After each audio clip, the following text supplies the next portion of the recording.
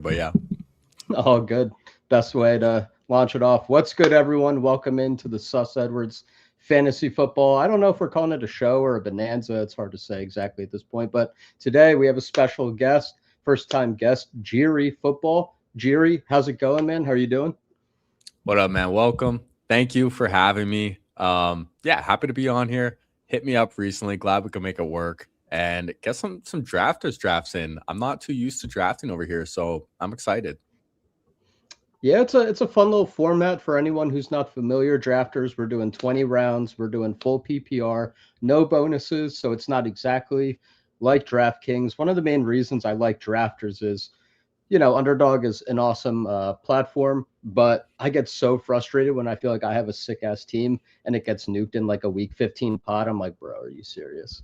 Like I could have 80-90% of the nuts and then, Kyle Pitts absolutely blast me. GM, what's good, Turbo? Best ball on call. Appreciate it, man. Hope all is well. So it's cool to just kind of play it out with drafters, let a little less variance play out, and kind of just let the player takes really pay off. At least that's how I'm trying to view it. So how does that work in the main? What are the or is it it's full it's like a marathon format, right? Exactly. Season long. Just that week Right. 1 to 17, count up the points, and I don't have to worry about. Well, I do have to worry about this guy, GM. What's good? DB bets. My drafters nemesis. We've probably been in like 50 rooms this year. They also give tickets, which is pretty nice. Like you do 10 drafts, you get a free ticket in the main, like 25, another ticket, and so on and so forth. So they show love as well. Um, That's pretty so sweet. yeah, it's pretty good site. But how's your drafting season been, man? I know you're putting in work on your YouTube channel and getting in some good drafts over there. So how are you feeling at the moment? Any burnout, or are you still just powering and like excited for it? I mean, there is obviously a low burnout. We've been going every day since January 25th. I saw that's when the big board came out, and I did my first Ah, draft on the first day. I'm a real sicko. yeah. I think like including pre-draft, I'm about 750 drafts in, maybe 800 at this point. Post draft, if you're including like, I mostly do underdog.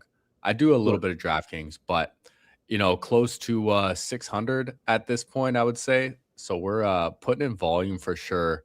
And as an early drafter, seeing like how the ADPs are just changing now, I'm kind of glad all the volume that I got in early because a lot of guys that I like going late are getting pretty expensive.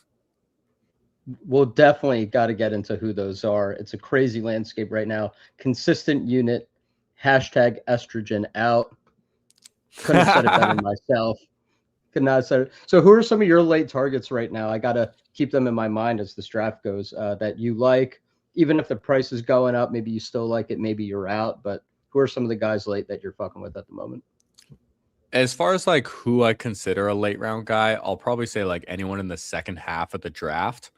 Um, as far as receivers go, Debo was one of my favorite guys. Like if you're in 160 or later, I'm clicking Debo if I want a receiver. Auto. And in Best Ball Mania, I think I had like 22% or something like that before he signed. And in the Eliminator, I think it was like 27%. So Yeah, I that's a feel good crazy about W. him. Yeah. The landing spot is great, especially with the unfortunate news to Pearsall. Um, Other receivers, like there's a lot of round 18 guys really that you could just get for free in every draft that you can't get anymore. Like Keenan Allen, Pat Bryant, Jacoby Lane. I was taking a lot of Jacoby Lane early in the offseason, actually, post draft, just because he got drafted ahead of Surratt. I He think he that did. that It means is something. important to remember that for people. Everyone got so convinced, myself included. I'm guilty. The fourth round guy, he's more polished. Lane is more raw. I'm like, I don't know. Maybe they each get a shot, and that's what we're seeing in training camp. Like the third round picks simply winning. I mean, I think the best ball community sometimes just builds these narratives that aren't really rooted in like the reality of how an NFL team's gonna view it. I think you played that right, where it's like, yeah, they're gonna give the guy a shot. Just throw the ball up and see what happens. Yeah, pretty much. And I think it does matter where a team drafts someone. Sure, there's going to be like the outliers, like the Musgraves and Crafts, but Right. that means something. And yeah, a lot of the wide receivers just they're getting priced up, and we're getting like a bit of a bidding war going on there. And I don't know what's going on with these injuries. Walker and Chase Brown are typically my go-to picks here, and I think they're going to catch a lot of passes too. I would be down for either of them. The other scroll down I've been considering is Achane. Let's do it. Because I'm super light on him, so maybe we got a little bit of a portfolio balancer. That quote yesterday from Coach Hafley, where he was like, I'm going to have to carry you off the field after I give you 40 to 45 touches. I'm like, man, they really are just going to give him like that CMC. Now, it might be a bum-ass offense, but like they're going to give him the volume. And for PPR, that, and especially in the season long, it's going to add up. So I might have been having a blind spot for, his, not just his talent, but how he can make it work. With like a dual threat quarterback, there's some efficiency to be had there. I don't know. It's interesting. Where are you at on them, on Achane? Yeah, Achane he's a tricky one. Because it's a bad offense. I think no one's going to disagree with that. And the talent is there. I do just worry about Mike McDaniel being gone and wondering like how much of his production was linked to that. Mainly because as a Detroit Lions fan, seeing the offense take a massive step back last year when John Morton came into town, it makes me a little hesitant with the new offensive coordinator. Maybe it means more than we think. You're telling me PFF Bobby from Houston and Kevin Patullo from Philly last year, that mind meld doesn't inspire you for greatness? That's also why I'm out. I like, they're two of my least Eagles fans, so Patullo's like the Antichrist to me. And then PFF Bobby wasn't great either. So, but I just want to be, I guess, now a little more mindful this time of year. Like, all right, we know Achane got paid. I don't feel like he's really going to sit out December like maybe I thought before. I think they're going to just try to win. These coaches like don't always have the most job security in the world. They got to put the best product they can out there and not be a one and done like a Gerard Mayo. So I think he's going to just get a ton of touches. I don't know how efficient they'll be, but it's one of those things where the talent is so good. I don't want to be like, well, there's no way how I could see he could get the 1,800 yards. He might just get too many touches to not get that. Yeah, and it's hard to tank in the NFL because these coaches, like you said, they have a short lifespan. Like you gotta win quick, and it's not like these players want to lose either. Like they're putting everything on the line, man. Their whole body, their health, everything. They don't want to lose. Like this is what they do. It's just the stakes are too high. Yeah, the volume will always bring up the injury potential with Achane. I think that is something. He has been healthy like the last 2 years though. And what's up, Hartman? What's good, Bobby Hartman? Slowick actually might be kind of bullish for Achane just because he's the typical run pass, right? Yep. Stuff it in his gut 2 times, once up the middle, once off the tackle, and then just throw it to Dalton Schultz, Greg Dulcich on 3rd down, and get short of the sticks. Light work, but appreciate the positive sentiment from Hartman. He will try his best, but is that good enough? I mean, participation trophies, I've always said that's what matters most in fantasy football. Seems like Achane and Willis aren't a great match.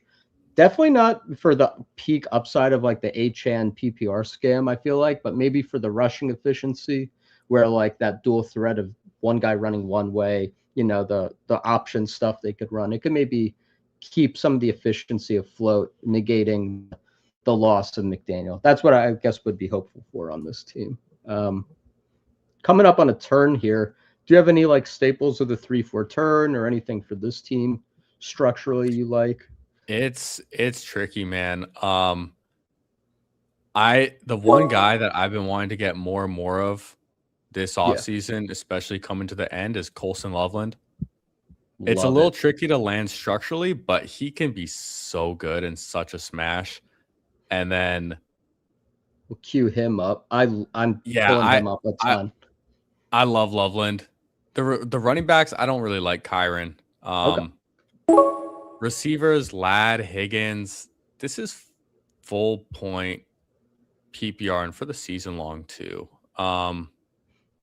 Yeah, like Man, who could be that guy that could be the nuts? Like I feel like to me Ladd, it's Tet. Waddle, Tet. Let's do it. To me it's Tet. Nice. I I think could see Tet's the better in upside. full point PPR. And if you're talking about true ceiling, he was an 8th overall pick last year. He won Offensive Player of the Year, 1,000 yards and 7 touchdowns with Bryce Young as his quarterback as a rookie. Seemed to get better as Right. the season went on. Like his only competition's Jalen Coker. They don't even have a tight end.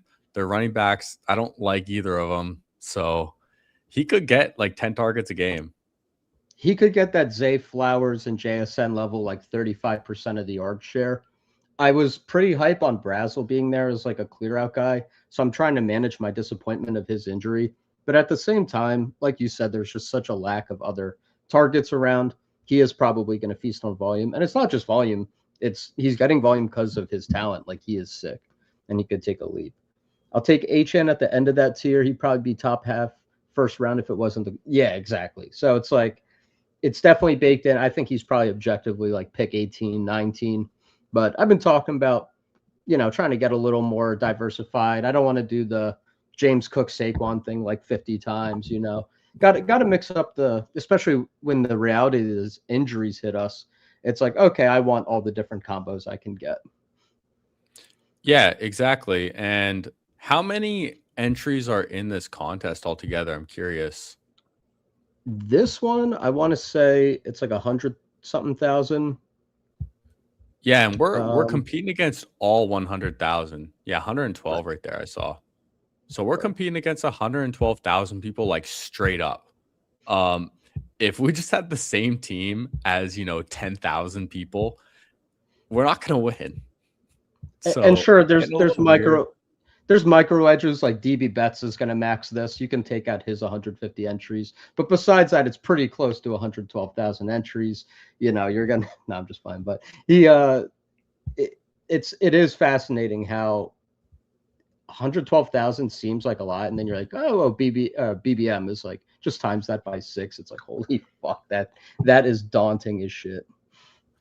Yeah, it really is, but with the process too, it's like 2 out of 12, so then that's I don't know if I want to math right now, but like 80%, 85% just gets cut It right trips. off the Yeah. bat. And then it's just the pod luck, right? Which is, I guess, Right. what we're trying to avoid here. Wow, Parker Washington, 42. Sorry, outburst, but wow. Oh man, that's DB's guy. That would have been his pick. So we were never going to get him back, sadly, but that is a pull up. I saw him go 38. I did a team this morning. He went 38 on here. People Wow. are getting horny for this guy. I mean, it gets to a point where it's like, what's his price got to be for you to be out personally? Are you chasing it up where you at on that little I think it would be the 4-5 turn. board? I don't think I can do fourth round, especially with how much I have this year. He's my Mm, highest drafted player pre-draft. I no think I way. have 28% pre-draft, and then post-draft I have 26%. That's got to feel amazing right now because he was like 70s, 80s pre-draft, was it? Dude, it makes me Or like I just I don't want like all the hype to come like too soon, and then be a big disappointment for the season. We're still like a right, month right. away.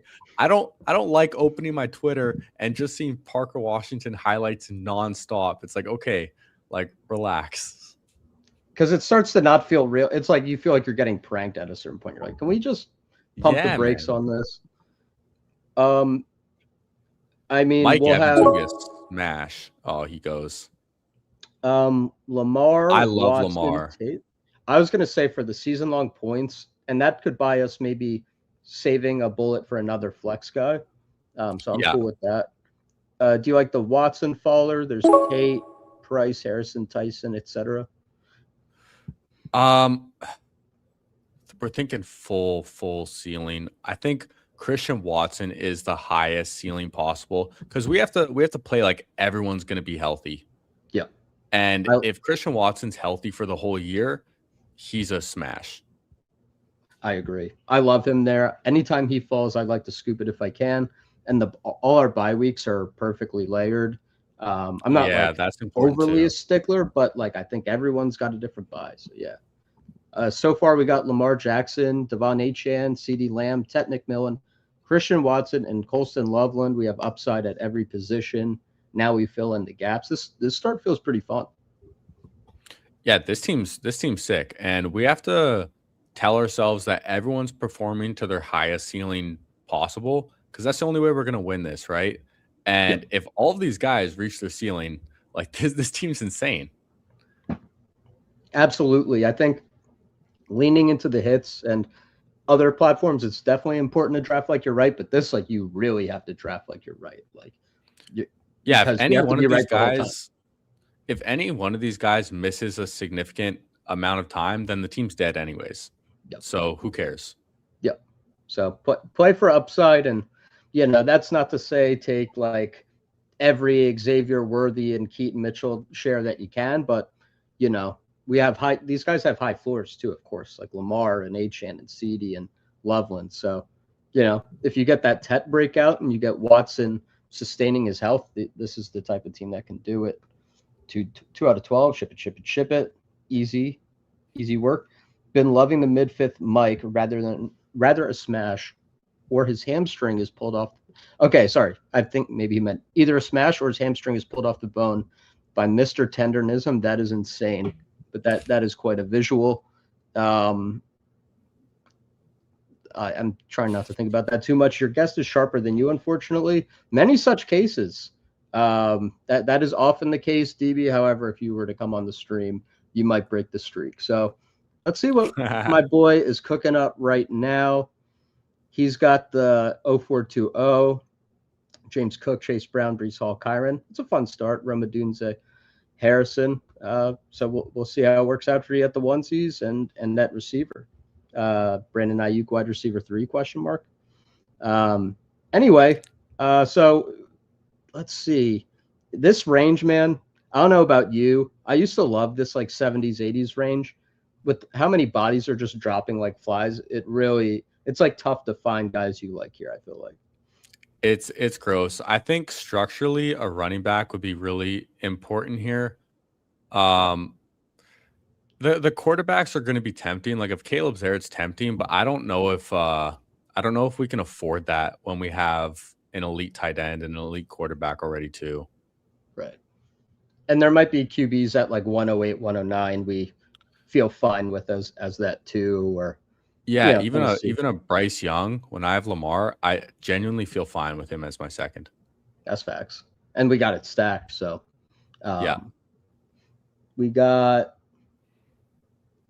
Pollard goes. I'll toggle to RB. It's a little bit of a interesting range, but I would say Rico is getting a lot of run Yeah, with I the love ones. Dowdle.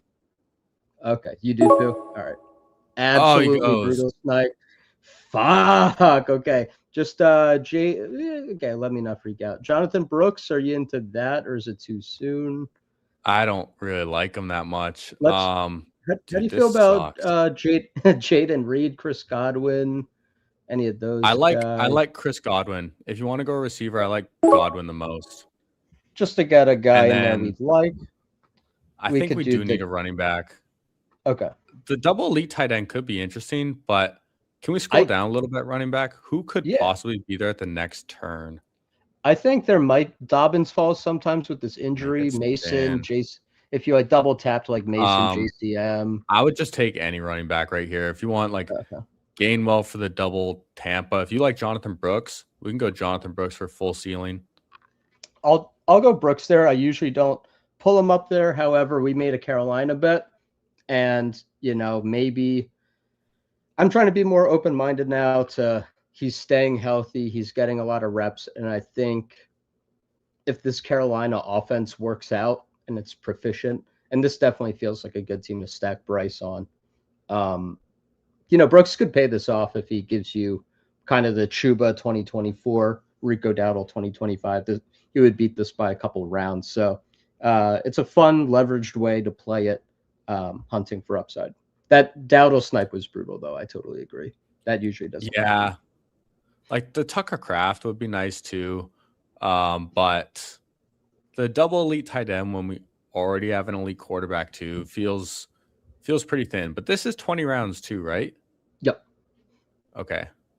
I think you were right to bring me off the Kraft thing and go running back, because there's always going to be like a Dalton Schultz, like some other tight end. Like we made the Loveland bet.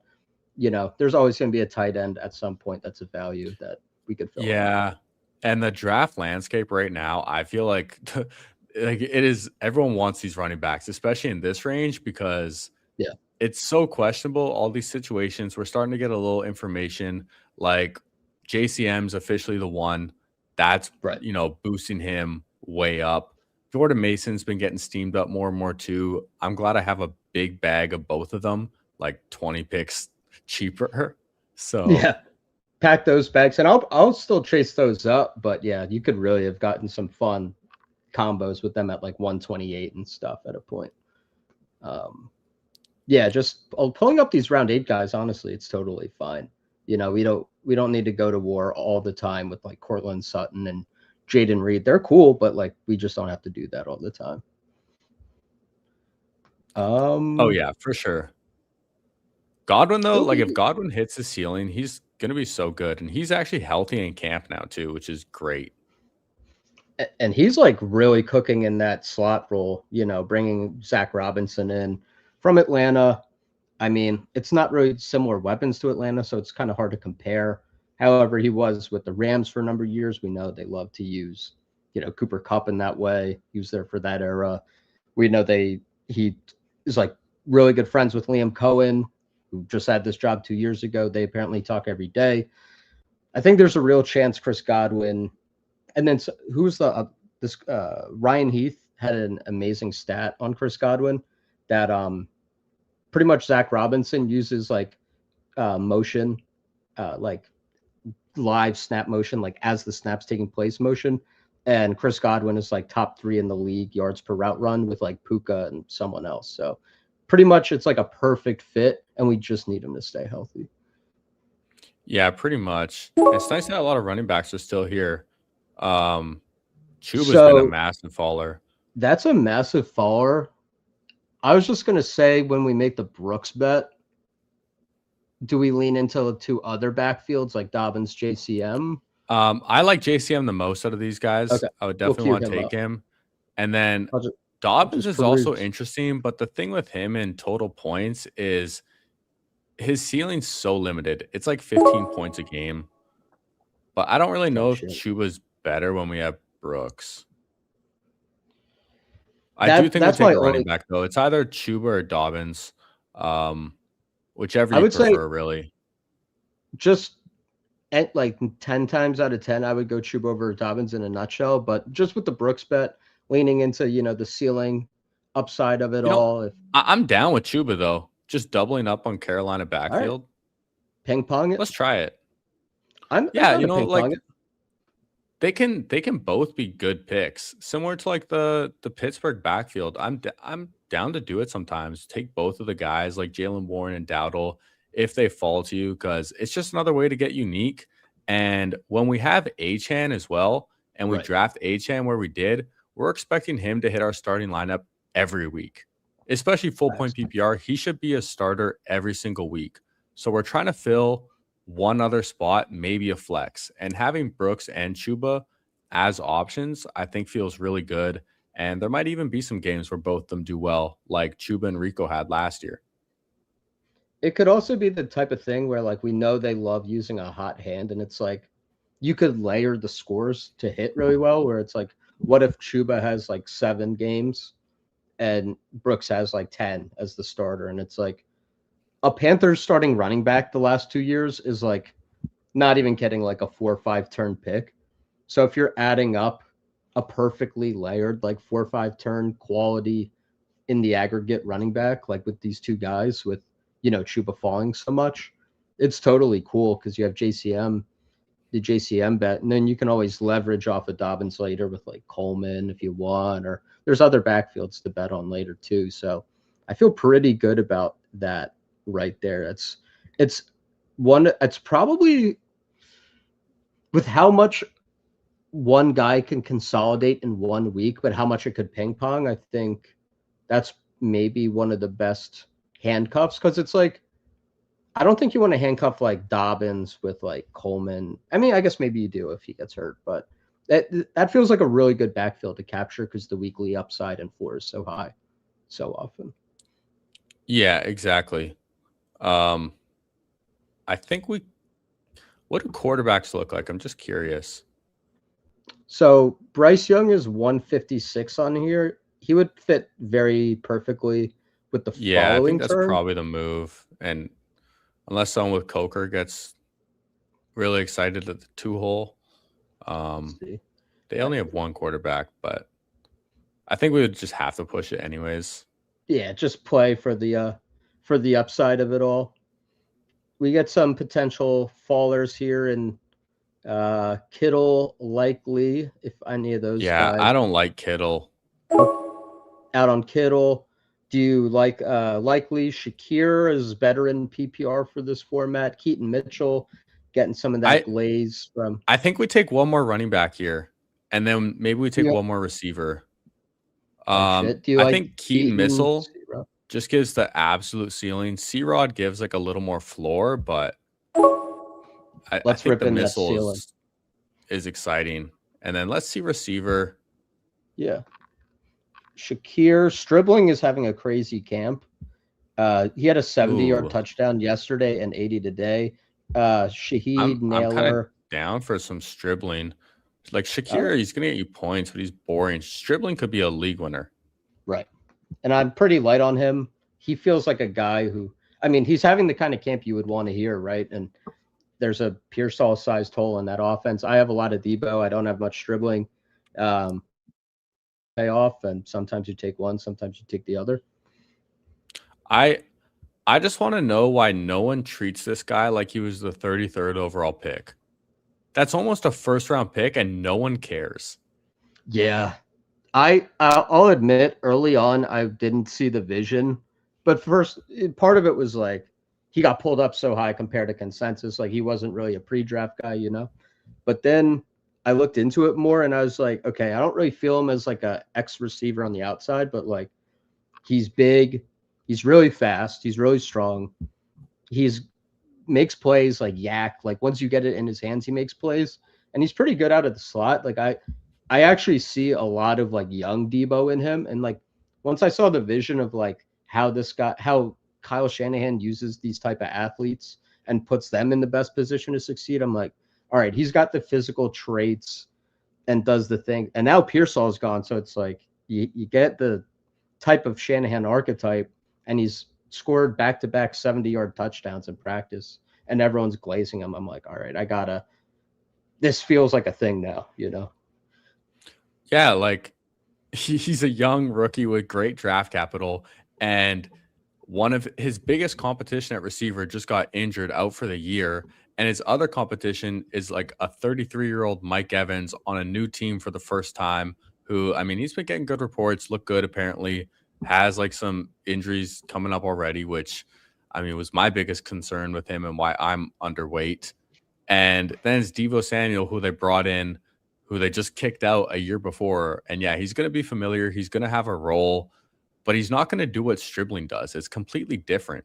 Like they don't have someone that does what Stribling does right now. Christian Kirk's not doing that either. So like, I'm not worried about George Kittle either. Like Stribling could just be the guy this year Stribling's the best athlete in that room right now, and he's got traits by that fit far. like a glove with Shanahan. Shout out Paulino, appreciate you tapping in, man. Hand cucking is fine. He's feeling the Panthers bet. Appreciate it, appreciate it. I appreciate it. All right, rip a little Coleman after passing Dobsky type shit. Might as well. I can't really get there on Coleman. I have a hard time with it. Fuck that then. And Alec Pearson, Brees Hall on the flex. I dig it. That's a good flex. Let's see where you're at on the onesies. Yeah, you're chilling. It's a solid team. Yeah, he caught up well at receiver too. A lot of those guys have good upside, or could just be complete ass. But Yeah, that's kind of how we could draft, just right? One or the other. exactly plan for that upside. I see the Bryce vision for got sure. taken. Agony. All right, we'll have to At that pivot. point, I'm almost down to push it another turn because these guys are like pulling up Rodgers 14 picks feels brutal when there's some receivers here, there's some tight ends. What are you feeling here? We I get think we probably feel the best if we get a second tight end, and I love Brenton Strange. perfect. We'll lock him in. He's a good bet for Yeah, I some. think he's definitely one of the picks. And then let's look at receiver and running back. Sounds Um, good. We have Trey Tucker running well. Flournoy's got that upside. Adonai Mitchell doing pretty well in camp. let's see A running couple other backs. names. Yeah, Could take one here and be done pretty too. Ooh.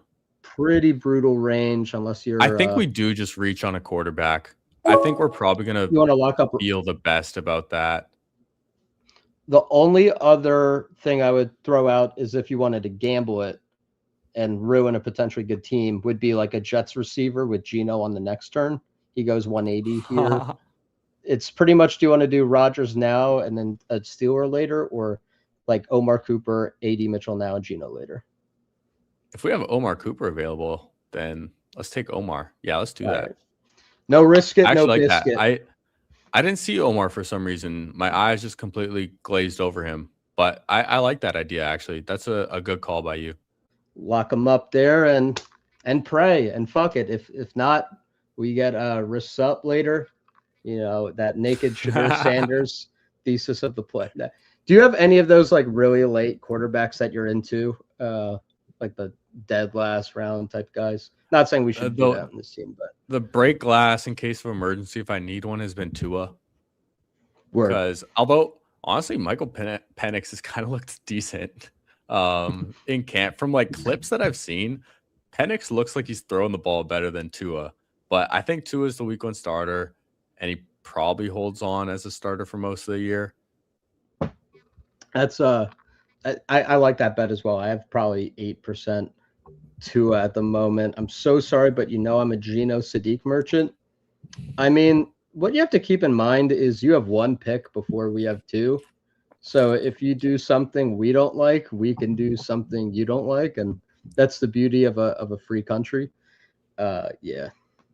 So we'll see what ends up happening, but you know, I mean, how can you even really get boxed out in this economy when there's Carson Beck? Oh, sick. Well, at least we can tell ourselves like our one quarterback is Lamar, and for me, I've made the finals in Best Ball Mania once, and my two quarterbacks were Lamar Jackson and JJ McCarthy before he tore his ACL. So Damn. for the whole season, I had a solo Lamar Jackson team, and it made it all the way to the BBM finals. That's pretty swag.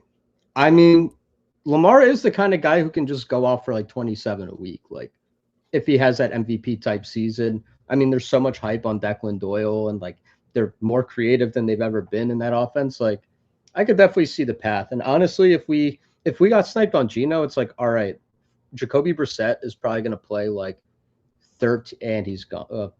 I was never a Jacoby Brissett guy to begin with. He's really pedestrian. His advanced analytics not playing. That's just crashing out. But yeah, we'll see what we get. I feel like we're really winning the flex, and we got an elite quarterback though, so we're chilling. Yeah, exactly. We got draft like we're right. Exactly. Sure, there's some other bums we can get, and stacking's always good, but I feel like in total points, it's a little less important. Yeah. Yeah. Also, the thing with Geno too, we have to remember is he does have the same bye week as Lamar. I just remembered. Oh shit. Fair enough. We could always do round 20 Haynes King. Justin Fields. Skibbity ass options. There's some interesting. I mean, this starts to get in that range where, like, if you really like the Pat Bryants or like whoever your Jacoby Lanes or okay, yeah, Bryant DB just took went. Pat Bryant. Branch and Tua could work. That would be dope. We might even look at a third quarterback late just to cover the bye week as well. Word.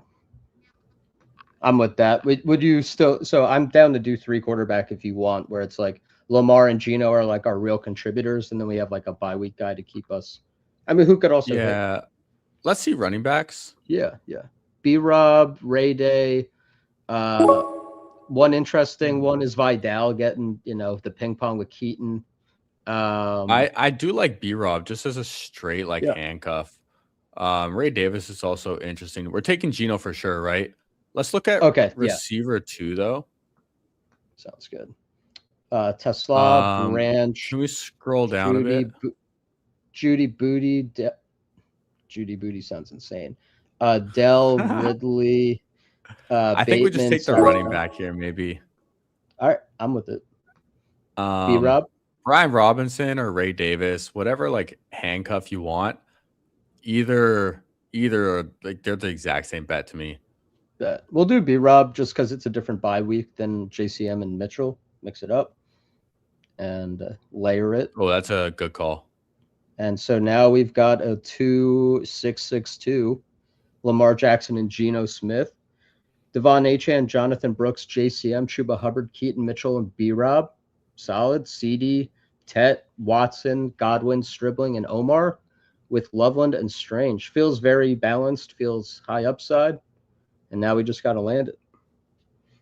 Yeah, it's very balanced, and there's some receivers we can get later, and just get some volume, especially 20 rounds, right? Like we can scroll down and get some receivers, whereas running backs, like they start to fall off pretty hard, even though they've already fallen off. Absolutely. I just want to salute my man DB Betts. Showing love, man. You're a real one. Any slander I've made against you in the stream, you could sue me for defamation for. He I'll also pay got you off sniped with on the equity. Sadiq. Oh, that's the only reason. That's probably No, it the was only after reason. too. So Oh, it was after. it worked Oh, out okay. for him, man. It worked out. It was meant to be. Yeah. No, that's live. That's live as fuck. All right. Well, yeah, now we get into an interesting receiver range. A lot of moving parts. You were talking about Jacoby Lane earlier. Are you buying the Cyrus Allen thing? I know he got hurt again today. I don't think it's too bad, but are you buying like any of that hype, or is it just like too thin of a bet? I don't know, man. There's always a Chiefs rookie getting hyped up. I've taken a couple shares because I don't want to have zero. But at our next pick, it's the Ravens receivers here, without a doubt. Yep. Bateman and Lane. They would definitely be at the top of the queue. Lane gets taken. I actually would have said I would prefer Bateman on this team just because we have a couple rookies already. And Bateman's still the 2, right? Yep. As far as we're concerned. Exactly. No need to sell me on Bateman. I've got 30% on here on drafters. He was just a guy who I was like, I think he's the Ravens wide receiver 2, and he was in round 20 for a minute. So I feel like that's still a great bet, even as he moves up. Ted Hurst having a good camp. Antonio Williams seems kind of dead right now. Mooney is like a day-by-day type of thing. I'm trying to see Keenan Allen once he signs. Do you think he signs with the Colts, or do you think there's like – Yeah. He feels like a good PPR type guy. Any other guys as we get down here? I mean, Malachi Fields is getting a lot of buzz as the 2 in New York. Torrey Horton's a fun click once in a while. Tyquan Thornton, I'm still mixing in sometimes. Sweet. Ted Hurst is definitely a great pick right now, too. He's been steaming up. The Caleb Douglas snipe was insane. Oh, my God. Okay. Sorry, go ahead. Are you a Caleb Douglas guy? A bit of a truther, unfortunately. Interesting. I would say get the veterans, Bateman and Keenan. That would definitely be sick. Put them at when we have Stribling and Cooper as well, that balances out so damn well. You get those rookies first, and then these veterans who I think they're still going to contribute and get good points. Facts. And you're telling a story. You're layering it well. I'm very much into that. Keenan's a smash. Like if he signs like right here in total points as well, I think Keenan's the biggest smash. Full point PPR total points, best pick on the board probably. If he signs. I feel you on that, man, especially with this Alec Pierce injury stuff. And I like Alec Pierce as a talent, but like it's a weird situation. The guy in front of us takes K Allen. It's not the K Allen we want though. So you want to do Bateman Keenan right here? Yeah. Take the receivers. Hope we get lucky at a third quarterback. And I think that's the bet we have to make because receivers start to feel real thin. Yeah, my bad. Didn't mean to take Malachi out, but yeah, man, that feels like a really good turn. I'm glad Bateman slipped a little bit to us there, stacked up, and Keenan Allen just immediately should go. I don't know. I'm spitballing, but like 150s, 140s if he's a Colt, getting that type of volume that he would probably Yeah, get. I was thinking the exact same thing. I mean, last year he steamed up to like the 110s. And he low key Uh, kind of made it it paid work. off. Like, yeah, he didn't bust. That's for sure. He gave you a bunch of weeks. No, for like the first half of the season, especially, and then the whole Chargers offense as a whole like plummeted. So it's not like a Keenan thing exclusive. And I think even like Right. their Week 18 game, he smashed. So Yeah, the whole offensive line just cratered. They couldn't score. So, he was actually doing better than Ladd at various points. So, um, no, yeah, I he I was out love targeting Keenan. Lad, man. He was. I love Ladd this year, but I'm like, man, that I can't unsee that. But I do acknowledge like Ladd was like so much of the downfield guy, how he was trying to win. So new year, new system, new protection for Herbert. It'll be a good time for Ladd. But Keenan Allen, you slot him into a team that needs some targets like the Colts. They desperately need that wide receiver 3. And honestly, Pierce might start on pup. He could be the wide receiver 2 for a month. So we might have got a steal there. And now we look to land it. Tua goes. Um, DB Betts has 3 quarterbacks, so I don't think he snipes us on Shadur. Wrist up question mark. The bit unironically becomes, so if we have week 13 buys, that like if we had early buys, maybe Watson. I never take Watson, but like I feel like Shadur probably is their quarterback in week 13. But what do you think? Beck, McCarthy, Michael Penis. Yeah, I definitely think it's Shadur. One other thing about Shadur is his game started prop on Underdog is 6.5 games, which kind of lines up perfectly with their bye week. So at least Vegas thinks that he's going to be starting after their bye for the most part, if that's when he's Heard going to that. start. Yeah, you can only go through so much Watson.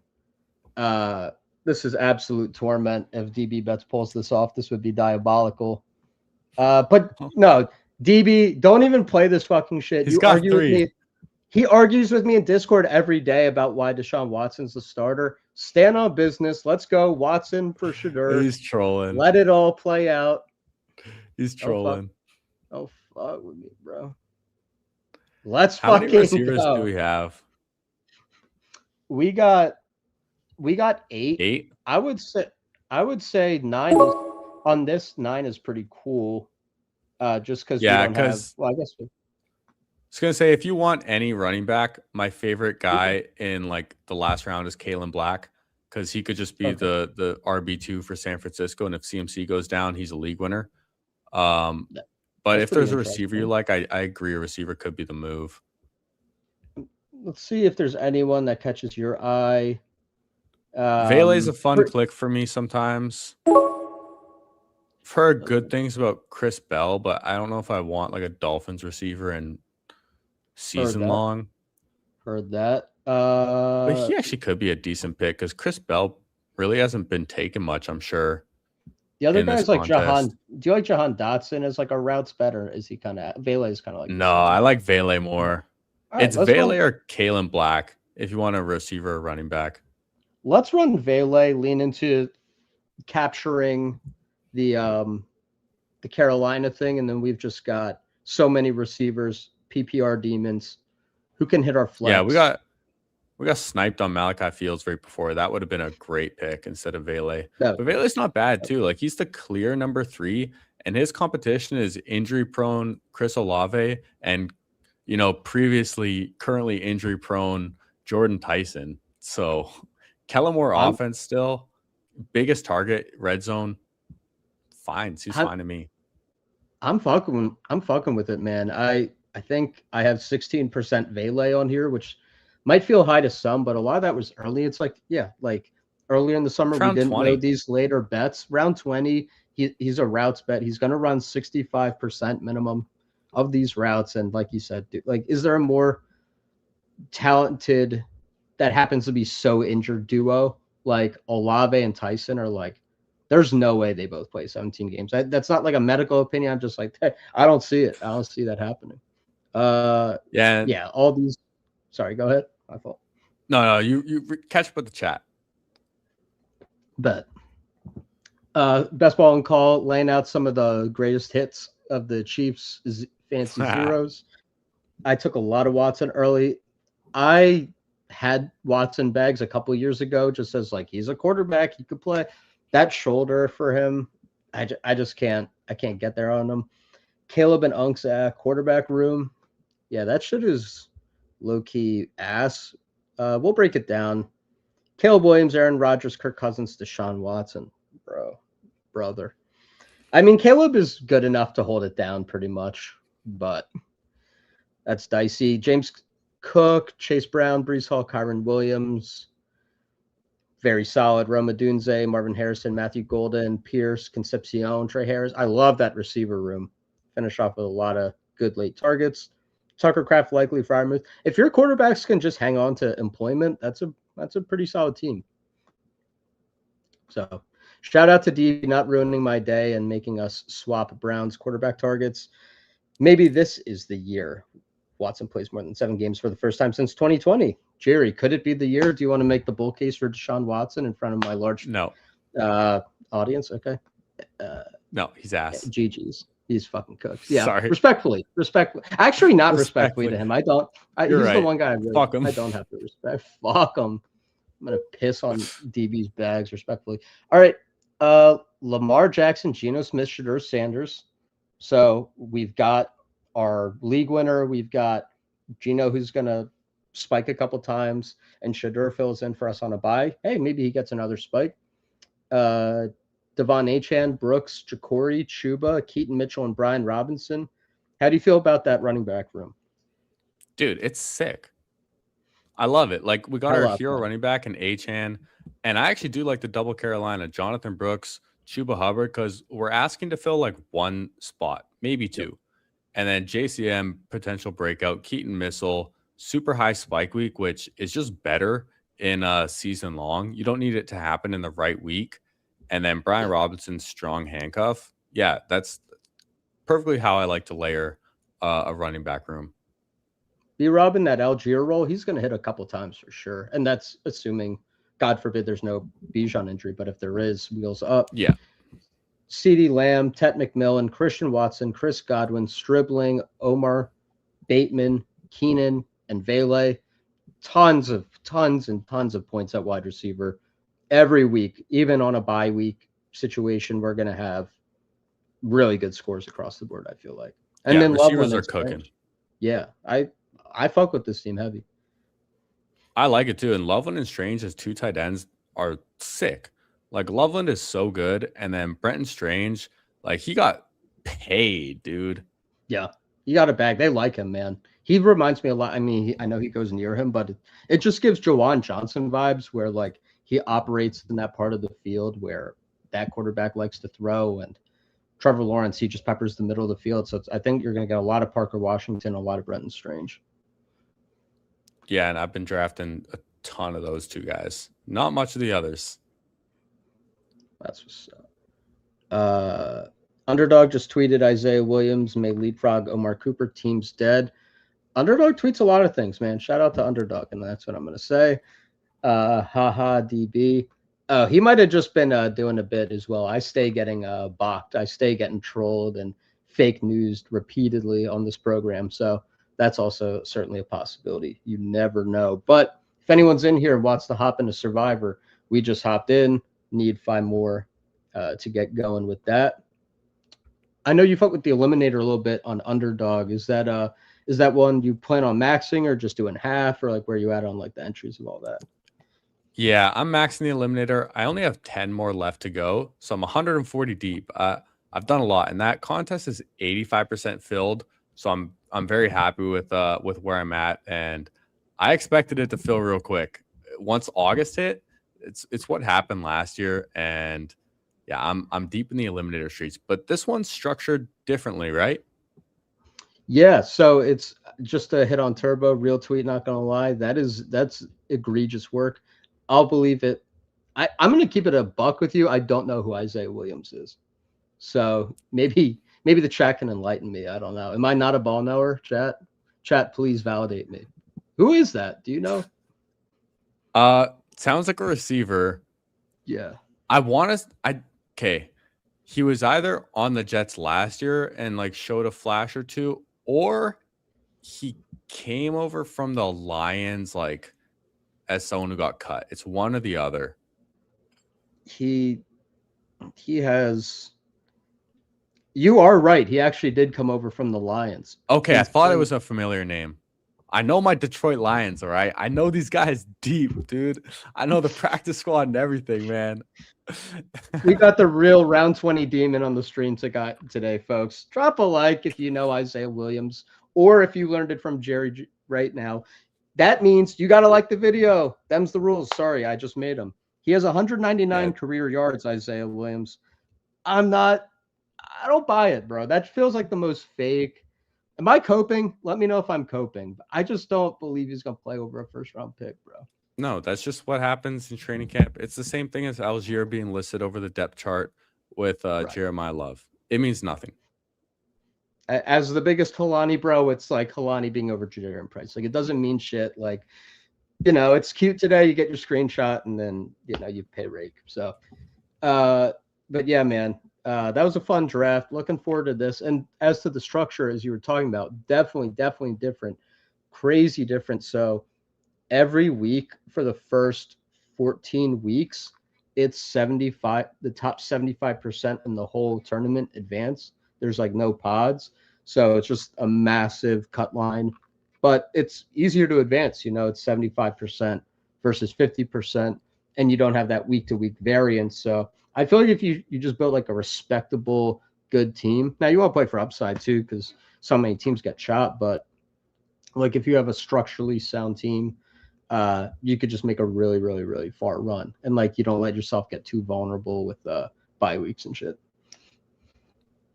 Yeah, it's interesting. Definitely takes more of the variance out of it. And I think it's smart for drafters, like as a company, to kind of just go that direction, where it's different from like Underdog and DraftKings like that. So I think for them and their brand, it's good. And it's fun. It offers something a little different. Who Hames was talking to me about it when it first dropped as well, because I do like the Eliminator on Underdog. But I think this year I'm just going to stay off drafters as a whole, and maybe next year I'll dip into drafters a bit more. Makes sense. Yeah. No, get a little equity in this, and it's a fun sweat because, like you said, to the variance angle of it all, my one like Underdog eliminator thing, it's like it is a like crazy sweat when you get that 1v1, but like damn, I just hate when I have like a really banger team, and like even if I put up like 150 but someone drops like 180 on my head, I'm like, fuck, that really sucks. Shout out Isaiah Williams. We genuinely gotta lay that name to rest. I never want to hear it again. And yes, to DB's point, it's a week 17 125 person final. Wow, that's interesting. So you that's do really get a little different then. You actually do correlate a little bit with week 17 here. Yeah, that actually changes a lot. Because you can't just build like the whole like middling ass team, with like a bunch of Kyron Williams and Khalil Shakirs. Like you need the striblings in this to play for week 17, because 125 isn't nothing. Like that's a good amount of people. And if I think you could actually get a massive edge if you actually just are the one that takes that into consideration, because I think most people are probably not, if I had to guess. Right. They're not stacking enough. They're not correlating enough. And it's finding that balance of a good eliminator structure along with that week 17 upside. I don't think there's a contest like it. So it's kind of fun. Yeah, that almost makes me want to draft it more like it's a BBM or puppy, but just be more aware of bye weeks along the way. I think that would be the only difference. You're just playing for a week 17 tournament, and then just more aware of bye weeks while you're drafting. No doubt. And guys, if you plan on playing on drafters, use promo code WHO, because that's the only promo code I know for drafters. I don't fucking have one. So go use WHO Hames promo code and run up a bag for them. and tell them Sus Edwards sent you. And they're not going to know who that is either because that's not my name on here. So shout out Who Hames. But yeah, man, this is a fun ass tournament, and I like how you build a good team. That variance is taken out of it. You get rewarded if you do the things right. The math is if you max, you have a 49% of having a team in the finals. Yeah. So what's the payout structure? It's a smaller tournament, which I guess I kind of like. I wish it was a little bigger, but they just offered it lately. There's only 28,000 entries in it. $10 to enter. First place is 50,000. But if you come in 3,700th, you get your money back. So like top 14%, you get your money back. I don't know if that math is right. But you start getting paid out. There's a lot of math type of situations, but week 7. So if you make week 7, you get your money back, and then it creeps up from there. But it feels pretty decent. Oh, okay. Like if you don't draft a bunch of ass teams early, you can get a lot of your entries back by week 7, I feel like. And then just gravy from there. Yeah. Yeah, it kind of seems like if you're a sharp drafter, then yeah, you can definitely get a lot of edge in this contest. That's not bad. Like for a 70% cut, making it to week 7, like it's really not that bad. It feels pretty achievable to do for a lot of your entries, and then you get it 1 or 2 to the finals, and you're hey man, might not be mutually exclusive, drive and draft, not financial advice. Okay, on that note, we pop into this room. Bro, what is with the 12 hole, man? Jeez, my last 3 stream drafts have been the 12 hole, but we're gonna make it work, man. We're gonna figure it out in this crazy world. I will say though, in like a eliminator style tournament, the back half is kind of nicer than the front half. Just getting those running backs, but dude, the 12 spot, I did 2 big eliminators on my live stream on 2 different days. Both of them I got fucking pick 12. I was pissed. God. I got sniped on Parker Washington in both of them. Agony, absolute agony. By the way, can you confirm this is the case? It is. Holy shit. My bad. I did not know that when I put the car crash tendencies out. Have a nice, safe drive. Stop listening to the fucking show. Get where you're going. Best Ball on call. We'll see you later, or you can listen on the side. But yeah, have a good one, man. Like a couple months ago, I got like a DM on Twitter from Best Ball on call. He's like, "Dude, I got T-boned while listening to your live stream." And then he sent me the picture of his truck too. I'm like, "Bro, are you good?" He's like, "Yeah, I'm good. My truck's not." Oh my God! Glad you have a good sense of humor about it. I'm only laughing because you're okay. Yeah, exactly. It's not a Matt Miller situation. He's got all his limbs, right? Shout out Best Ball and call, man. Glad he's still with us. That is some crazy shit, bro. That is some deja vu. I don't know. I'm glad he's man. All right, R.I.P. Yeah, I don't know, man. That is, I can't even admit what I do with drafting and driving sometimes on stream. I'll admit that I don't do it, and that's how we're gonna play it. Christian McCaffrey would be a crazy fall here. Maybe with the injury. Okay, he goes at 10. I like the running backs way more than the receivers in this. James Cook, oh man, he goes. That sucks. I know you said Kenneth Walker and Chase Brown. Did you say you liked them earlier? Yeah, I do. It's tough to pass on CD right now.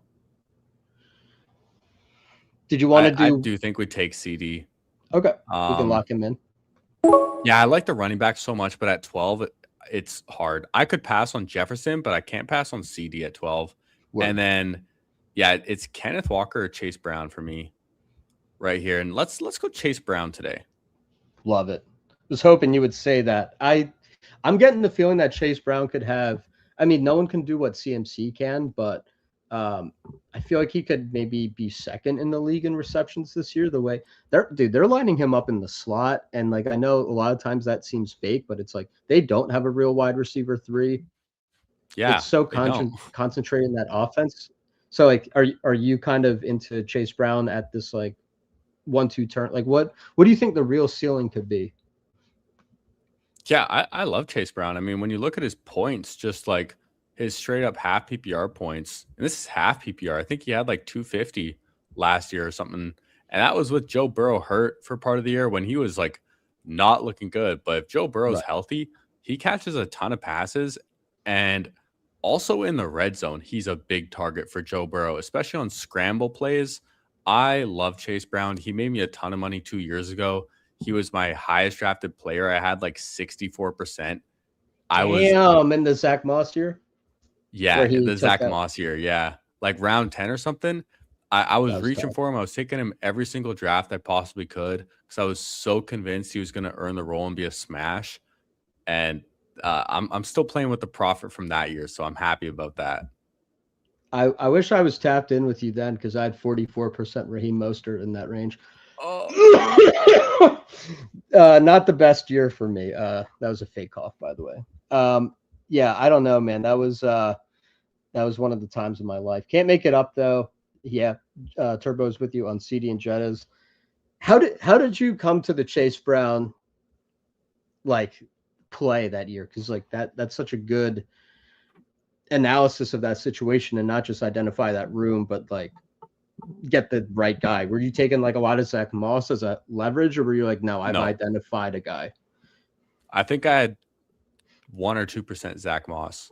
Word. I was I'm much more of like an even drafter now. Like I don't really know what's going on. Let me kind of spread my drafts a bit. But if you want the real genuine answer as to why I was so convinced on Chase Brown, it's gonna make no sense. But the year before when he was a rookie, I was doing a big board draft, like pre-draft, and I don't watch college football. I don't know any of these guys.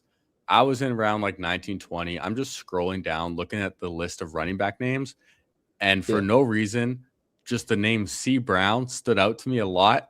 And I'm like, who's that guy? I didn't know anything about him or who he was. So then I looked him up and I realized, oh, dude, this guy's Canadian too. Sick. And then I looked Hell at yeah. like some of his highlights, just from like Illinois and watching how this guy runs. And I thought he looked like a little Austin Eckler to me. I'm like, dude, this guy's good. And I he's see like it. pretty built too for like a small guy, but like fast and shifty and like runs tough. So I'm like, this guy's just my guy now. Like he's He my guy. really He's got like is a almost like a more sturdy Eckler, isn't he? I never really thought of that comp, but that's it. That's the first thing I thought when I watched like his highlights. And I'm not gonna ever claim to be like a tape watcher or like, anything like that or know the weeds and all that. That's just the player comp that first popped into my mind. Fellow Canadian, yeah, uh, dude. I'm from Vancouver, Canada. Let's go. DB he's a Toronto ting. Oh, let's go. Shout out We're two Canada. picks away right here too. Let's We see can what kind of we go got whatever here. direction. We could do the Josh Allen thing for Eliminator when I made the okay, not off the board. Uh Loveland. Loveland again. Let's fucking do it. I How do want you Loveland feel? again, man. Let's I want I another love running doing the back. twinsies. Kyron, I think, is really solid in this. Just Yeah. solid. He's almost better, way better in this than Oh, because way it's a better. little more. You want to do Loveland and Kyron? Yeah, I think I want Loveland and Kyron. All right, bet that's perfect. Because now Jacobs, I'm getting a little. I have a big Jacobs bag, but like it's just a little sus with this injury. And then Schefter had that report today that he could get suspended still, and just felt like there's a little more steam to that. And then some of these other running backs are like cool, but there's like just little questions. Like Kyron might not be the best talent in the world, but I don't have a massive question about how good that offense is, and I still feel like at worst he's the 1A, you know. Yeah, you're betting on the offense at this point. And when you look at that list of running backs, the guy who I like more than all of them is Dave Montgomery. I fuck with that. I like I him fuck more with that. than I like him more than ETN. I like him more than Josh Jacobs. Give me Montgomery. He had like an 80-yard. I don't want to get too bricked up over training camp plays, but he had a nice wheel route for 80 yards today. Dude, he's fucking good, and he's not washed. He's Like, not washed. I've seen him I've watched every game since he's been in Detroit. He's really good at football. And the same thing you've heard from all the coaches since he's been there is if this guy was a running back for any other team, he'd be the RB1 without doubt. Like, he's a top 10 running back in the league, like in his own right. And he's fresh, man. He's been underutilized the last couple of years in Detroit. So he's fresh. He's got a chip on his shoulder. He's going to be hungry. They traded a lot for him. Smash pick. Yep. Dude, I hate the argument where they're like, he lost work at the end of last year. He's washed. It's like, bro, it's Jahmyr Gibbs. The dude is the first overall pick. Like, any running back in the league almost, except for 3, are losing work to Gibbs. Like, that's just the reality of it. And it like Tootin would not play much if he was with Scatabo would not play that much if Gibbs was there. Like, I can't hold it against Montgomery. And so you just have to look at it in the vacuum of what the Texans view him as. And that seems like it's almost a workhorse, if not a workhorse. Yeah, I definitely think it's a workhorse. And the fact that he's still here in the 5th is like insane, especially in an eliminator type format too, because he should be so consistent. And he does catch passes, man. He was good at catching passes in Detroit and shifty afterwards. My goodness, is he shifty. And he apparently dropped some weight to get to more of like a an even shiftier weight. So I think, part of his role in Detroit, if I'm not mistaken, maybe you could correct me, is like he was more of a bruiser, change of pace, like thunder and lightning, short yardage situations, a little bit more than he has to be. I think he's still a great receiver and all these things. And if you let him really get in his elusive bag, he's capable of that. We're almost on the clock here. Interesting range. I feel like Trevion's really bad for this format. I don't really like Trevion. I'm not sold. Jadarian Price, you could talk me into, although it is the same bye week as Kyron. I don't know if that's a deal breaker. I think we can overcome that if we just don't do any more week 11s. He's back at practice today. They're comparing him to Dalvin Cook a little bit. I think just for the flex most weeks, that's going to be awesome. Tyler Warren just not as much with Loveland, right? Any of these receivers or quarterbacks? They're all so gross. Christian Watson went to Jordan Tyson's been kind of intriguing me. Carnell Tate's interesting. I'm honestly kind of down to go Tyler Warren though. And try it in 20 rounds too. I'm kind of down. You want to? Let's do it. Let's go Tyler Warren. The one thing is, I was just going to say that didn't mean to cuck you there, but just another week 11, 3 week. He was just a third week 11. Oh no, Tyler Warren's week 13. Wait, was he? Oh fuck! I was looking at the hand. Oh, I'm tripping. My bad, bro. Oh, dude, it's all good. Jordan Tyson's totally fine too. The only reason, and I don't do the double tight ends often. The only reason is I drafted with Nez recently, and he kind of convinced me on it a bit. And there's a way to pull it off, but I will say it's better when you have. It's better when you have 2 receivers up top though, because then you can kind of push receiver more. So yeah, Gainer second probably is the better move overall. Tate and Tyson, how do you feel about those two? I just want to say my bad. I was genuinely thinking he was week 11. I'm tripping. But oh, dude, no stress. Tyson was a guy who I really liked the talent coming out. Then he went to New Orleans, and I'm like, he's like Tyler Shucks wide receiver too. I don't know. But now he's just like tearing it up in camp, and he's healthy. And it's still like a top 10 pick. And I looked into the Saints stuff, and their pace of play is like number 1 or 2 a lot of times under Kellen Moore offenses. So I think you could just really get a great year for all these Saints receiving options. Olave, Tyson, Jawan, Vele as well. I think it's going to be really concentrated in that top group, kind of like the Packers, but like a way faster pace.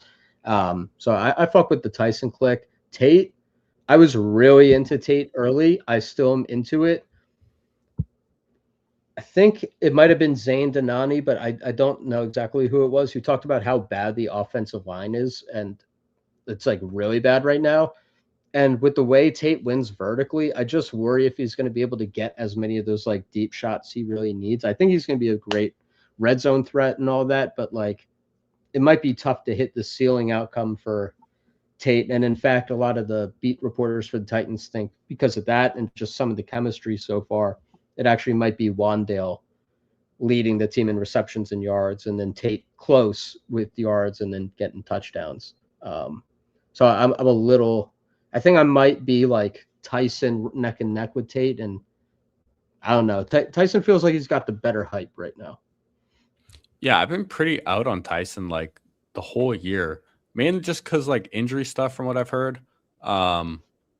Injured in college and kind of throughout like the combine process and everything, but seeing him on camp, dude, and like actually running routes, he looks better than Olave running routes, dude. This guy is sick. My bear case for him was Deontay Johnson, but my bull case for him was Justin Jefferson. And honestly, he kind of just glides technically. He's also pretty much the exact same size as Jed is. Like, I mean, he was such a good prospect that like if he didn't have the injury stuff, he might have been like a top 3 pick. He's a real problem. So if he's healthy, this is a real upside swing for us. I don't know if I can get there on Tyson being wide receiver 1, but I mean, maybe the talent is there and I'm just not woke up. I just feel like Olave is so good that he's got that veteran stamp for this year, but maybe down the line, I don't know. Wow, Wandale goes really high over here. Yeah, the PPR glaze is getting hyped up, and I like Godwin a lot more than Wandale. I think so too. In my heart of hearts, I think I like Wandale over like Sutton and Michael Wilson and stuff. But Godwin is Godwin. You know, he's a demon. Yeah, and I think Godwin would be a great pick here. So we got Godwin, quarterback too. We could Dak. stack. Ooh, yeah, let's do it. Dak and Godwin. Yeah. All right, bet. That seems like an easy 2 picks to make. Very easy. And now we have a 1-3-3-1. Dak with Chase Brown, Kyron, Jadarian Price running back room, CeeDee Lamb, Tyson, Godwin receiver room, and Loveland. Again, I'm digging this. I'm liking it. I think, pass on Tyler Warren was the right move. Getting the receiver there feels a lot better. It would have been fun to think about how like Tyler Warren, he could be a real PPR scam. I feel like there's a real world where like Loveland can almost go band for band with Bowers, which might sound crazy, but I mean the offense is just so much better for like touchdowns and stuff. And then Tyler Warren could really be in like a Trey McBride volume scam situation with just so many targets available to him. Appreciate it. Yeah, I actually don't think it's that crazy to think Loveland could be on par with Bowers. I mean, he got drafted higher than he did Bowers. He's in a much better offense. He's only like 1 year in the league less than Bowers. Really, why not? And he had like down that last year, it was like 47 targets his last 4 games. Like, maybe Bowers has like. Does Bowers have 4 games with 47 targets? Like, I don't know, like consecutive. It just feels like we're kind of the community just gets a little hyped up on Bowers. And I'm like, Loveland is pretty much on that same arc for me. Yeah, I'm still overweight Bowers too. But Loveland round 4 feels way better than Bowers round 2 to me. At the cost, yeah, exactly. It's like Bowers is cool, but Loveland's even cooler. Yeah, Loveland's sick. And when you actually watch him play, he's so good. And like as a receiver too, the way he moves is just it's different.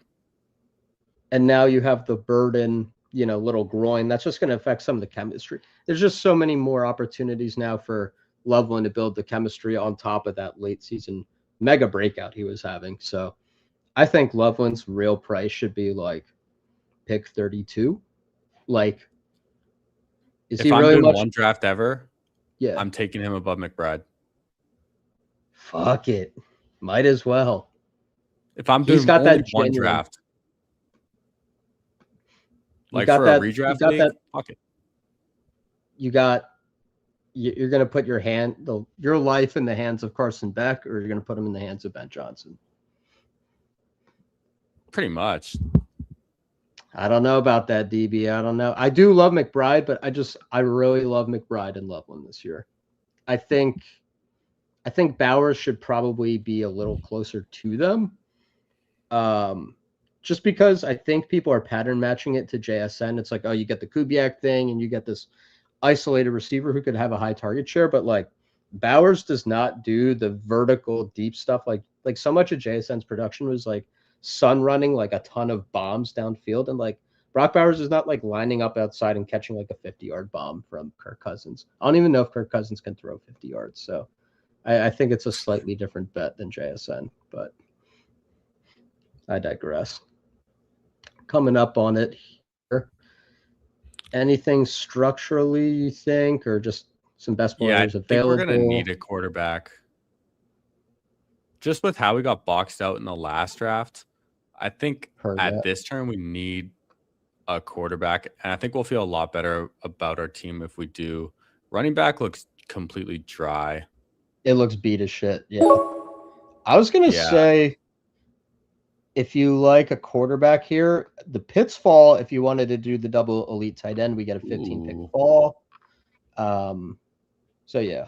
Which quarterback? Receivers real quick. I like Mahomes for quarterback. Mahomes, bet we'll lock that in the queue. And then if there's no receiver that's worth, there's no receiver we're taking. Yeah, I'm taking the tight end then. You want to do Pitts? Pitts? I love Pitts. That feels pretty fun with Loveland. Yeah, that works out way better than taking Tyler Warren where we did, because the receivers here are disgusting. Yeah, this is ass. I'm an Eagles fan, but like Mekhi Lemon, his season-long prop is 650 yards right now. He's dealing with the hamstring. I just think like we got to pump the brakes a little bit on the Lemon excitement. And yeah, like are any of these receivers? I kind of like Matthew Golden, but not more than Pitts. And it's pretty flat at receiver for a minute here. So like you start running 2v2s, and I mean we saw what Pitts could do. Talk about a playoff spike week, you know. If Drake London gets hurt, Kyle Pitts is going to nuke. And even if not, he can have a great year. This is why I still wanted to take CD at pick 12, because at least you have that anchor receiver, you know, where he should hit your lineup every week or like 90% of weeks. So it lets you feel a little more comfortable pushing receiver the rest of the way. We definitely need to catch up big time, though. But our other positions are locked. Like we're definitely done at 2 tight ends. And then we can be done at 2 quarterbacks too, which in 20 rounds is a big advantage. Yeah, there's no pressure to keep attacking quarterback here, and definitely done at tight end. And now we can just really hammer in the gaps at, you know, a couple running backs. And then just what my favorite thing to do for eliminator stuff is like just a bunch of receivers who can score like 11 to 14 points. When I made the finals on Underdog for eliminator, like before it was pods in 2024, I made that with like Andre Yosivas and like Jalen Naylor and like just a bunch of guys who were like not even that great, but they get like 400 yards and 5 touchdowns, but it all adds up and pushes through your like elite. You know, it was like a Bowers Kelsey team with Josh Allen, and like you just push it through with these receivers who can do anything.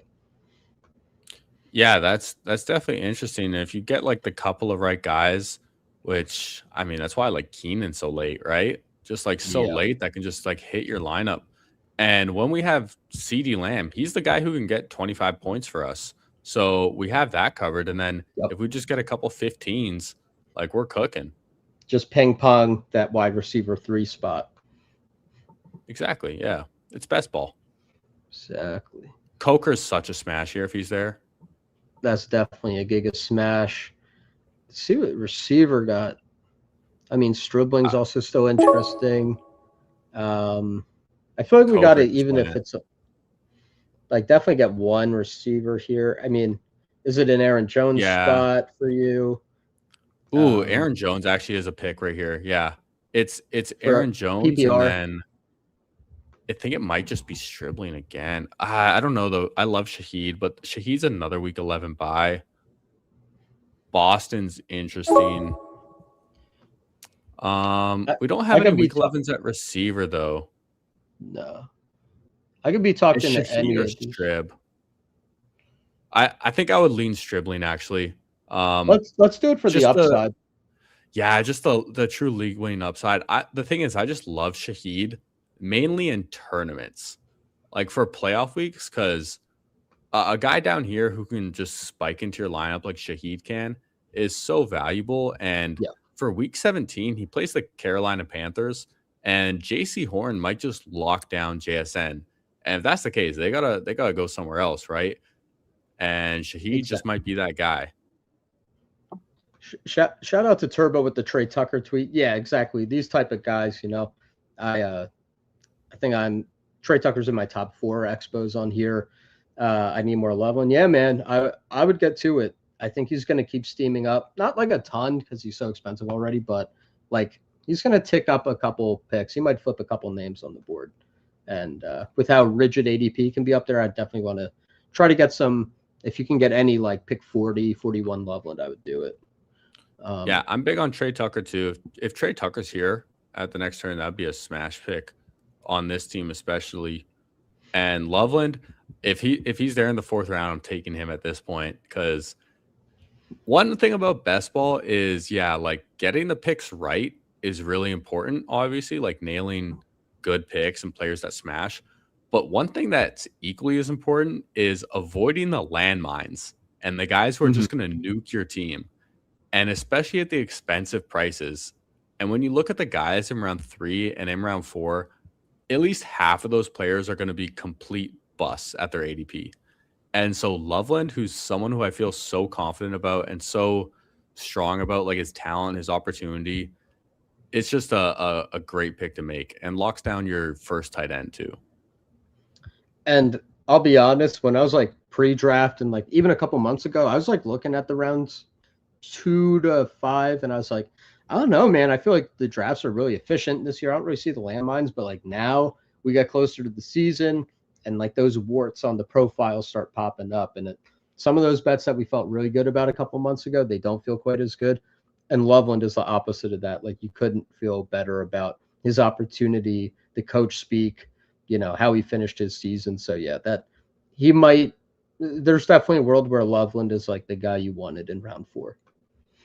Yeah, and I've been trying to push him more like early in the offseason because he would fall at around 5, like a good amount. I have mid 50s Colson Loveland on some teams, and it's like disgusting. That's I know tough. I have some teams with like Loveland in the 5th and AJ Brown in the 3rd. It's filthy. That's a dream. That's incredible. We got we got a couple of receivers hanging around here. Um,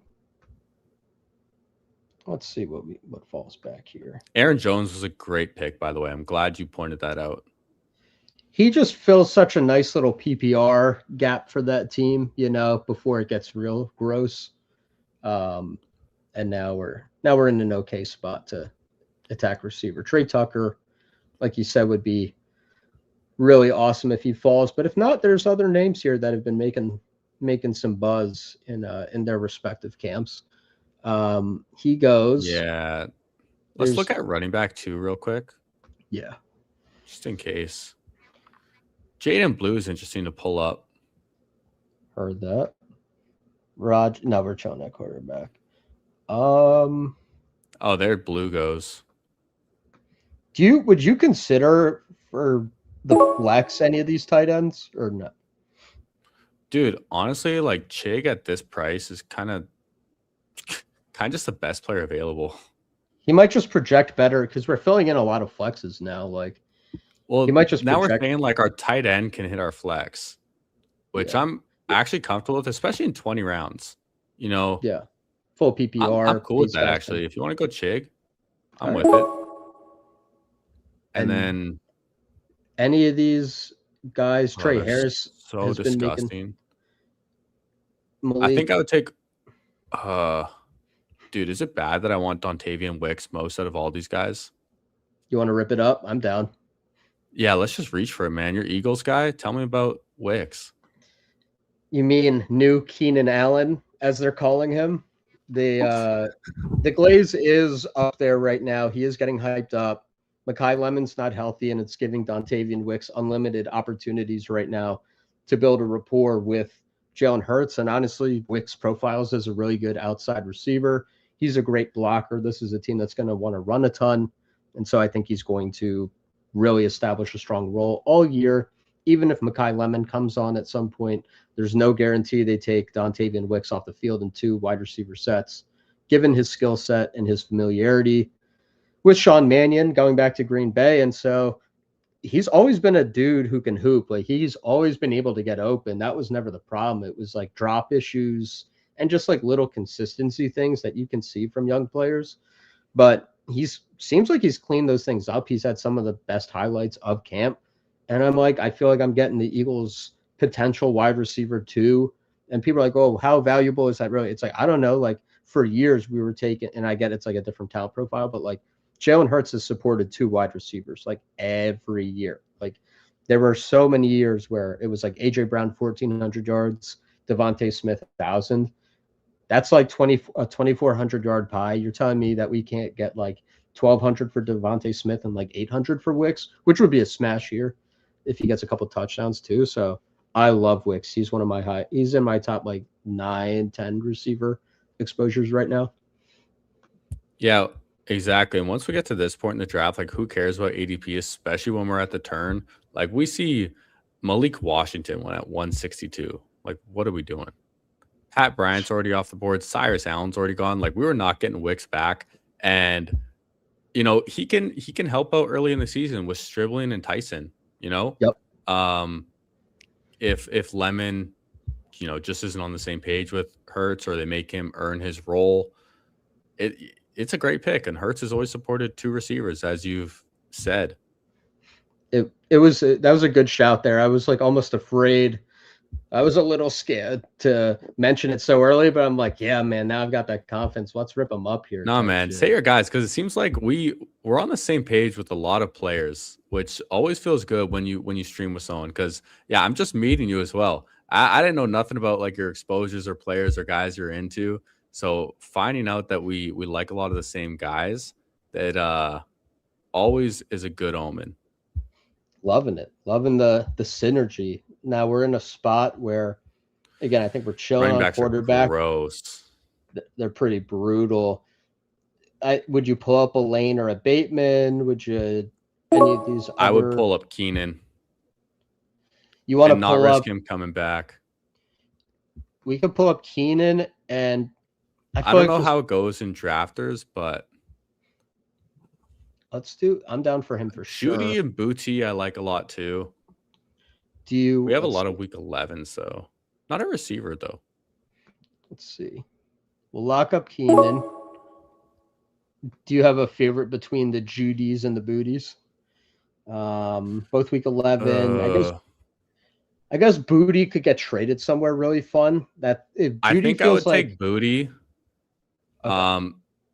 Just because like Keenan kind of gives us that older veteran. We have Godwin, who's an older veteran as well.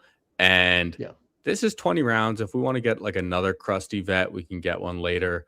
Bootie's still like a young guy with a ton of upside. And as you mentioned, the trade outs are just great. Yep.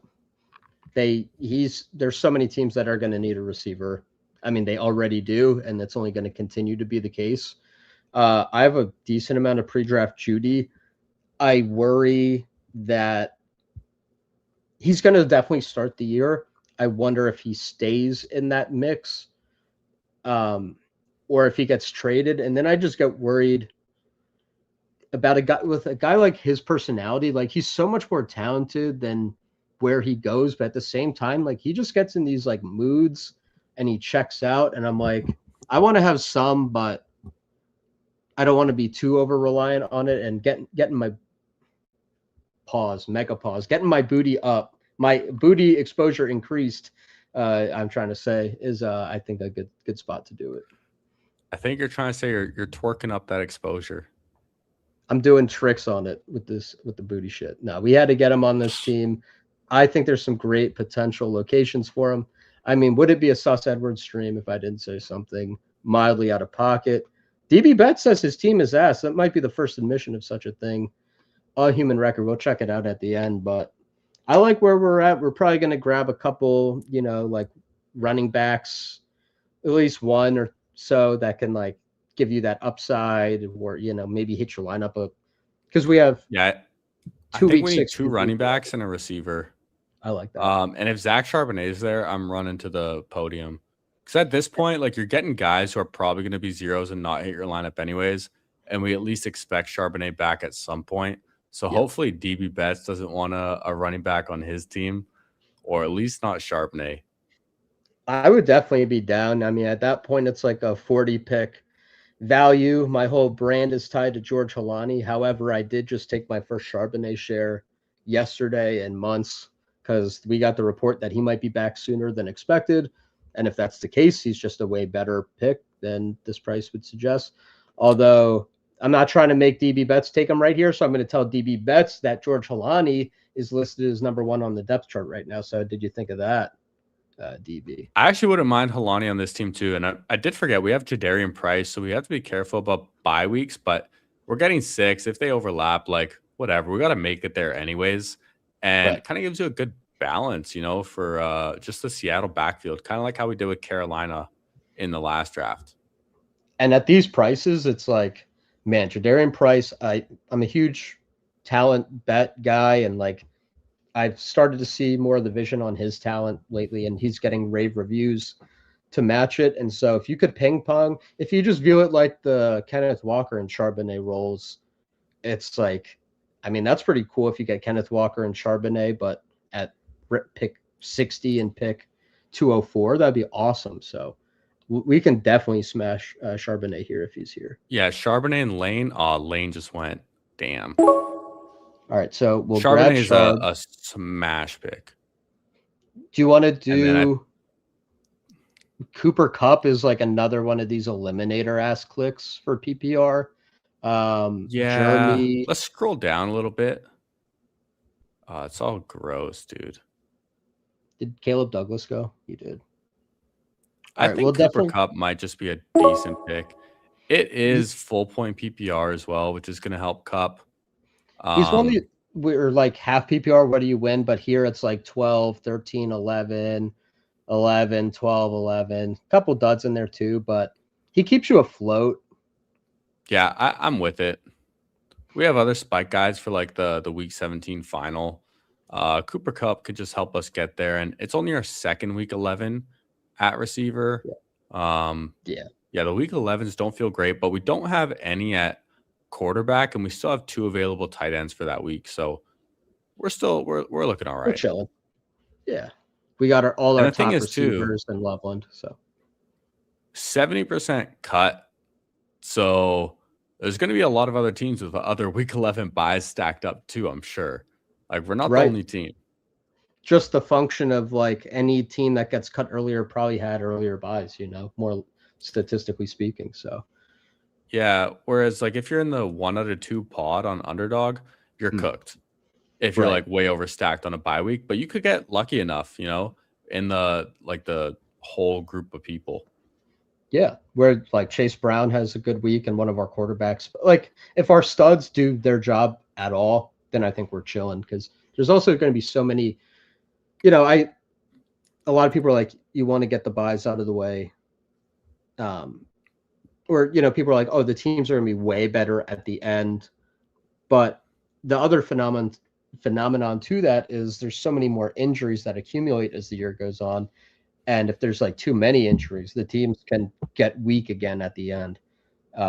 Like not all of them, like there will be super teams rising to the top, but you could also have teams that have been pretty good that just don't have the bodies anymore. And so it's always interesting to see, like, if there's a league winner that has a high exposure at that point, he gets hurt, then like, okay, a lot of these teams that were held up by this are no longer there. And so that's why I feel like just good structure and exposure to different guys.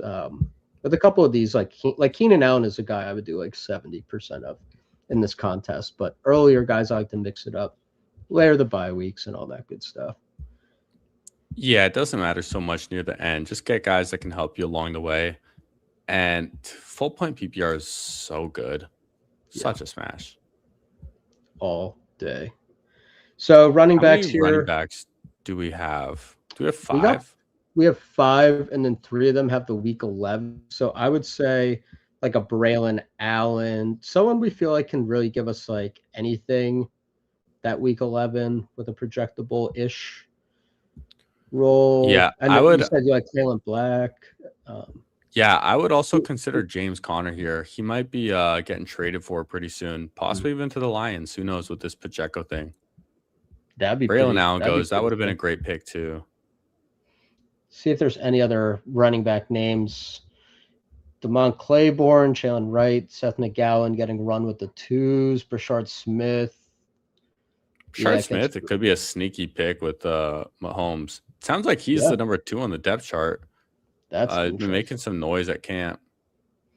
That could be like a little correlation for like a PPR. I mean, he had the last 2 games last year a couple points. That's kind of interesting as like a leverage too. There's also no one else taking him. Right. And it's a unique buy. That would be my first share of the year of him, but I'm kind of intrigued by it. If who do you like though out of the Black, Allen, Yeah, Connor, Kalen Brashard? Black's my favorite Right. guy just to take a dart throw on. He could be a complete zero. If he is, it's not going to kill your team at this point. But if things break right, he could also just be a true league winner. Let's do it. And then LaQuinn Allen's actually kind of interesting. He's cool. Up there. I would grab a 9th receiver here, I think. Is there anyone we can put Vele in the queue? Vele is always interesting. I don't think there's really any stacks available that are left for quarterbacks. Noel, Tolbert, Kendrick Bourne, Yoshi Voss. Anyone who can score. I like Vele. I would lean towards a running back though, just because it's an eliminator style tournament. Oh fuck. All right. We got Vele. Who cares? All right. My bad. No, we still have Chase Brown, Kyron, and Price at the top. Aaron Jones too. Yeah, our top 4 is sick. With Sharps, kind of ping ponging with Price. I feel like we got 3 rooms absolutely locked up, and then Jones has his standalone with the Kalen Black upside. That's fun. I like Vele too, and we have Tyson as well. I kind of like the double Saints receivers. I'm not out on it. They kind of ping pong. You get Lamb the alpha, Tyson and Vele ping ponging. Chris Godwin, Stribling, Wicks, Keenan Allen, Booty, Cup, yep. And then Loveland, Pitts, Okonkwo. That's another thing that pushes me a little off some of these like round 20 running backs is like I feel pretty good that we don't always need 3 to hit with the flex because we have tight ends that are going to hit the flex really hard. Yeah, I actually completely forgot that we had Chig down there too. Yeah, this seems sick. We have a pretty nutted. That's like maybe the strongest tight end room I've had this summer, I feel like. But like it wasn't reaching. We let the board come to us with Pitts and Chig. So I think we're in good hands in the flex actually for eliminator style stuff. Yeah, I like it a ton. And then our 2 quarterbacks just ping-ponging 25-point weeks. I fuck with this team, man. I appreciate it. Appreciate your help. Dude, this team's sick. Both of them actually came out really well. And yeah, it was definitely a collaborative effort. And some of the timeouts, they worked out well. They ended up not being death blows. Now, especially DB Betts. Warren. Yeah, that one I still feel bad a little bit about, but hey, it all worked out in the end. It worked out better for sure. The universe gave us what it wanted to.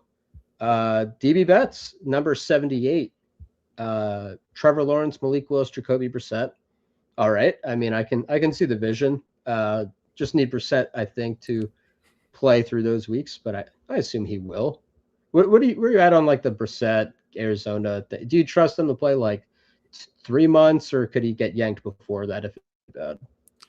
I mean, if Carson Beck keeps looking good in the preseason, they're not going to give Jacoby Brissett that long of a leash, I don't think. But I do think he makes it past week 6 and 7 to help cover those bye weeks. Yeah. I will say, kind of like week 10. I think that's pretty safe. Turn it over to Beck for like late November or December. I could definitely see that. Carson Beck's started games are 4.5. That feels like a fair line because they have a week 14 bye. So I guess it's like, does he play before that bye or not? Toss up. Then at running back, he's got Jonathan Taylor, Travis Etienne, Chuba Hubbard, 15 or sorry, 19 picks ahead of where we took them. No big deal. One man's trash is another man's treasure. Kyle Matungai, Brian Robinson, and Jordan James, the anti-Kalen Black. How do you feel about the running back room? I mean, yeah, I like Kalen Blackburn, Jordan James. Even though they have like Jordan James listed as a 2, I don't know. I don't trust like he has a rib thing, and one thing also is Kalen Black's like over 2 years older than Jordan James still, even though he's a second-year player. But yeah, feels pretty solid altogether. Good for the eliminator to get those solid 4. Oh yeah. And then you got A.J. Brown, Roma Dunze, Brian Thomas, Matthew Golden, Jalen McMillan, Trey Harris, Caleb Douglas, Darnell Mooney, and Christian Kirk. Got a couple guys up top that you can rely on, and A.J. Brown and hopefully Rome. Then some higher upside bets that are ambiguous in their situations, but a bunch of guys who can hit for wide receiver 3, and then McBride likely. I actually don't think this team is that trash. I actually think it's solid. Maybe he's trying to bait a positive reaction. I think it's all right. No, McBride's great in full point PPR too. I know I like Loveland more, but full point PPR McBride is pretty sick. The Jordan James, Kellen Black switch up by Sauce and DB is crazy work. I am a Jordan James guy, but then he got punched in the rib and it got broke. And I'm like, all right, you're kind of soft. So I'm like, I can't be like 26% Jordan James, 0 Kellen Black, right? You got to stay water. Either one could be the backup. Mix them in. April 1st type shit. Yeah, exactly. Opposite day type shit. Crazy work. Yeah, so shout out DB Man, another solid team in his portfolio. But nice. I think we went 2 for 2 on some solid teams in the portfolio. Jeary, I really appreciate you coming on, showing love to the channel. And it was a blast, man. I hope you had a good time too. Yeah, what do you got going on? What are you excited about? What do you have coming up for the people to check out? Yeah, thanks for having me on, man. I think we drafted some good teams, and it was fun, trying out some of these different tournaments on drafters that I haven't really done. And also, I just see that team in the 2-hole with the Edmonton Eskimos logo, or Elks, as I think they are now. I thought that was the Eric Emanuel logo, like the shorts for a Is second. it? I don't know. Maybe it is. I don't even watch CFL, dude. I think you're right. It's just I just saw EE and I'm like, okay, that's a pair of shorts, but no, it looks a little different. I just remember they changed their name from the Eskimos to the Elks, because I'm sure that's a bad word to say now. On some politically correct. Sorry to get you canceled. Stream's canceled now. I think if you go back and watch some of my past streams, you'll see I'm. I mean, can you cancel a man with 7 viewers? But also, no, I'm canceling myself repeatedly on this channel. So yeah, we're good.